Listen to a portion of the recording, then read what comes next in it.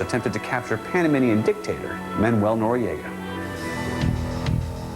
For the United States, Manuel Noriega was a good friend turned bad.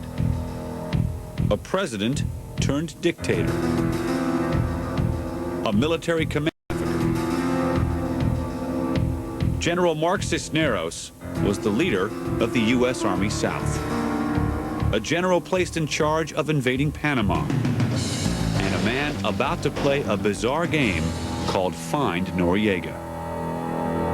The objective was to get rid of that whole military complex they had there. It was a very corrupt regime involved in narco-trafficking, illegal sale of arms. The threat to the canal was great with that kind of corrupt regime. The game formally began at 1 a.m. on December 20th, 1989, when more than 26,000 U.S. troops, backed by helicopters, gunships, and tanks, invaded Panama.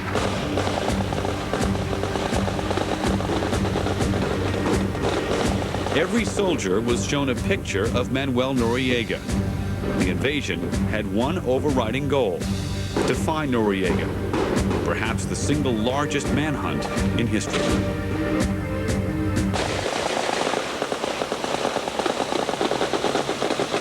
As the troops began their search, Manuel Noriega was entertaining his mistress in an officers' club.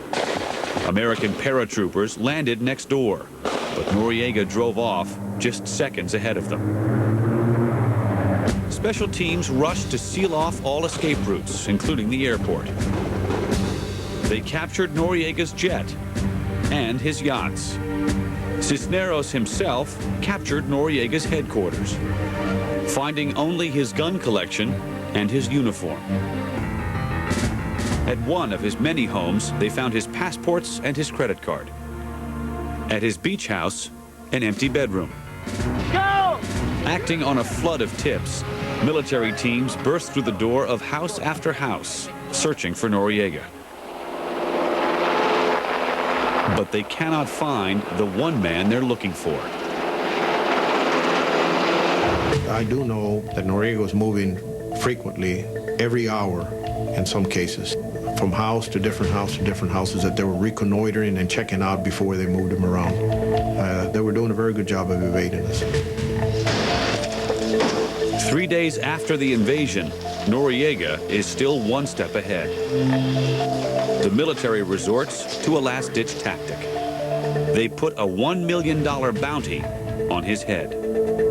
Things started to change on Noriega. His bodyguard turned himself in and asked to see me. He left Noriega to go reconnoiter the new location Noriega was going to move to, and he had decided that he was going to betray Noriega. But by the time Noriega's bodyguard reaches General Cisneros, the dictator has moved once again. And this time, it's a shrewd move. Noriega arrived here in the parking lot of a former Dairy Queen, scheduled to be picked up by emissaries from the Vatican Embassy. Guillermo Endara was Noriega's chief political rival. Noriega appeared from nowhere with the Uzi machine gun, and he went into the car. The father had the nun's habits. And he says, "Here, put this on so that this might look like ordinary church business, because at this moment, when you came into this car, you are under the Vatican's protection." Putting on a nun's habit, Noriega arrived safely at the Vatican Embassy. Cisneros surrounded the embassy with tanks and soldiers, but his hands were tied. The U.S. cannot invade an embassy, and Noriega could stay for as long as he liked.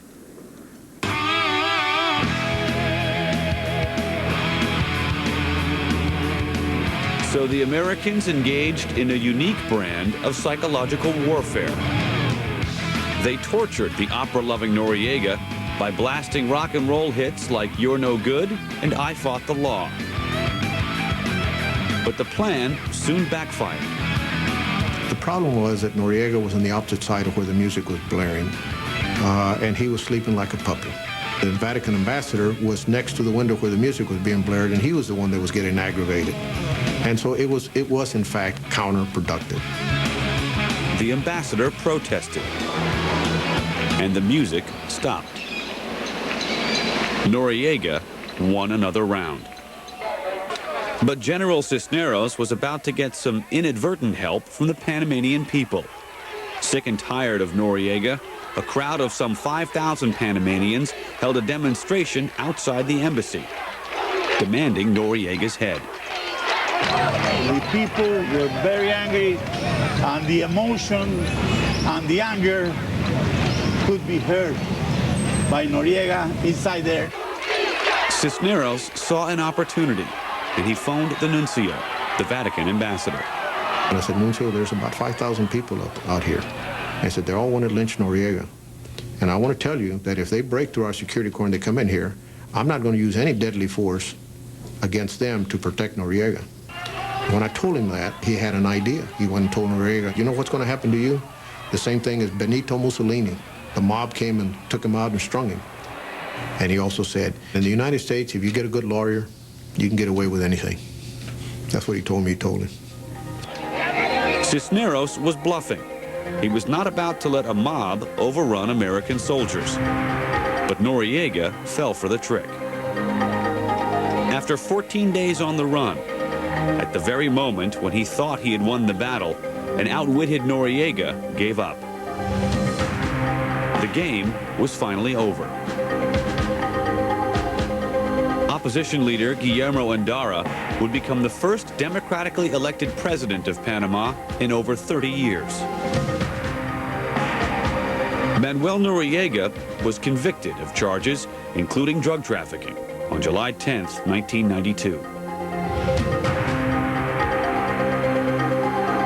General Cisneros was promoted to the rank of 3-star general and retired from the military in 1996. Every time you bring a bully down who you know is an evil person, it's just a great satisfaction. And that's the best memorable thing I have about Just Cause in Panama. When our look at invasions continues,